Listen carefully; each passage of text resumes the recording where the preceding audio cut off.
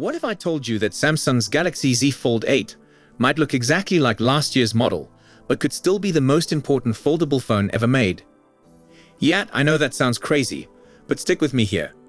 The first official look at the Galaxy Z Fold 8 just dropped, and honestly, it's got me thinking about everything Samsung is doing wrong and right with their foldable strategy.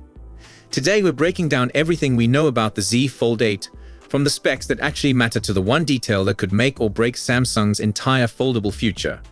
And trust me, by the end of this video, you'll understand why this boring-looking phone might be Samsung's smartest move yet. So let's start with what everyone's talking about, the design. Now, OnLeaks just released the first CAD renders of the Z Fold 8, and I'm going to be completely honest with you. It looks identical to the Z Fold 7. I mean, literally the same phone. The only difference I can spot is a slightly softer camera bump with this transparent layer thing, kind of like what we saw on the S26 Ultra. And look, I get it. If you were hoping for some revolutionary new look, this is disappointing. But here's the thing that most people are missing. Samsung isn't playing the design game this year because they're fighting a completely different battle. The measurements are also a bit weird right now. We're hearing 3.9mm when unfolded, making it thinner than the Z Fold 7. But then 9mm when folded, which would actually be thicker. That doesn't really add up, does it? Thinner when open but thicker when closed, something's not right there. And considering OnLeaks wasn't completely accurate with the Z Fold 7 measurements last year, I'm taking these numbers with a grain of salt. So yeah, design-wise, don't expect anything revolutionary. Maybe some new colors, but that's about it.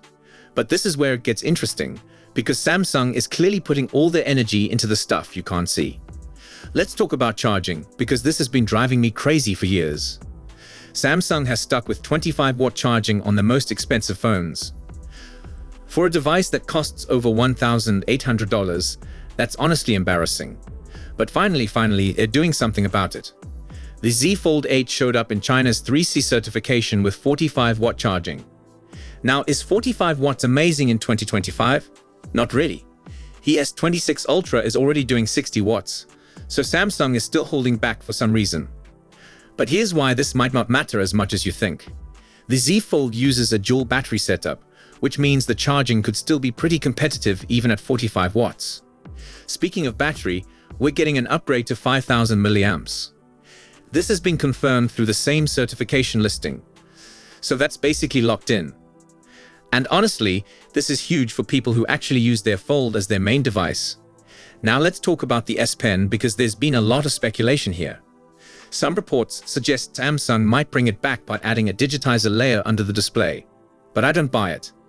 Samsung already said they want to bring the S Pen back, but without a digitizer. And since they're not doing it for the S27 Ultra, it seems very unlikely we'll see it here. Same thing with the privacy display.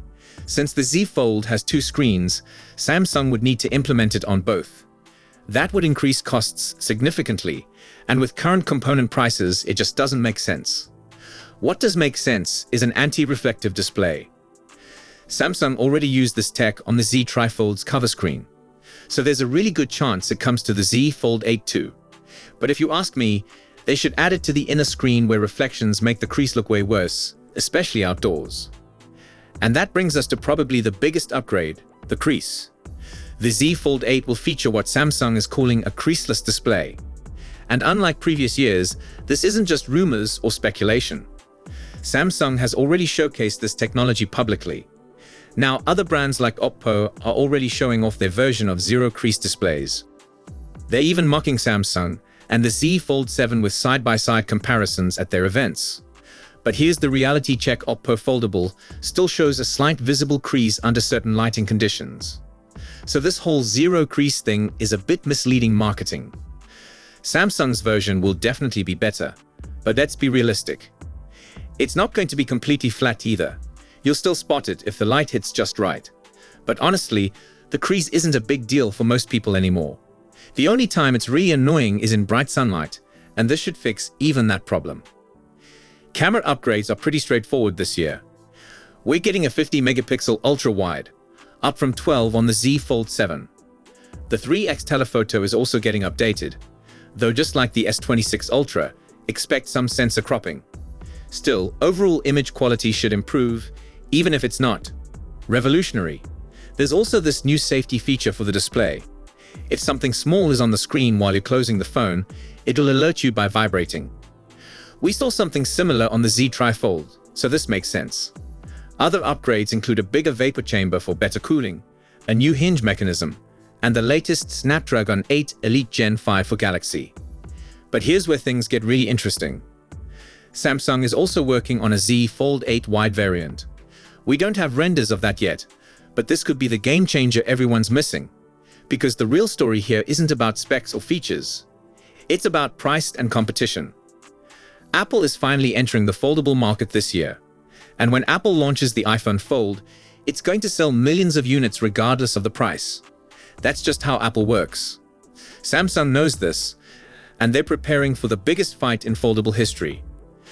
This is why the Z Fold 8 Wide exists. Samsung needs a more affordable option to compete with whatever Apple brings.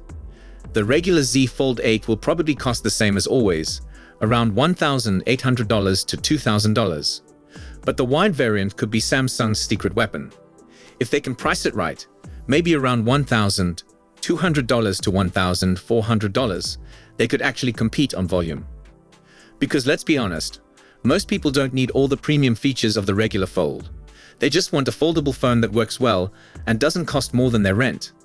The S25 Edge tried to do something similar in the regular phone market. It didn't work as well as Samsung hoped, partly because of pricing. Samsung can't make the same mistake with the Z Fold 8 Wide. This is their chance to make foldables mainstream before Apple takes over the entire market. The specs we're seeing for the Z Fold 8 are solid but not revolutionary, and that's exactly what Samsung needs right now. They need a reliable, well-built foldable that can compete on price and features, not some experimental device that costs $3,000. So here's my take on the Z Fold 8. Yes, it looks boring compared to the Z Fold 7. Yes, some of the upgrades feel overdue. But Samsung is playing a much bigger game here. They're preparing for Apple's entry into foldables, and the Z Fold 8 Wide could be their most important phone in years. The success of Samsung's foldable future doesn't depend on having the coolest design or the fastest charging. It depends on making foldables affordable and reliable for regular people. And if the Z Fold 8 Wide can deliver on that promise, Samsung might just stay ahead of Apple in the foldable race. What do you think about Samsung's strategy here? Are you excited about the Z Fold 8, or are you waiting to see what Apple brings? Let me know in the comments below. And if you found this breakdown helpful, hit that like button and subscribe for more tech news and analysis. I'll be covering every update on the Z Fold 8 and the iPhone Fold as we get closer to launch. Thanks for watching, and I will see you in the next one.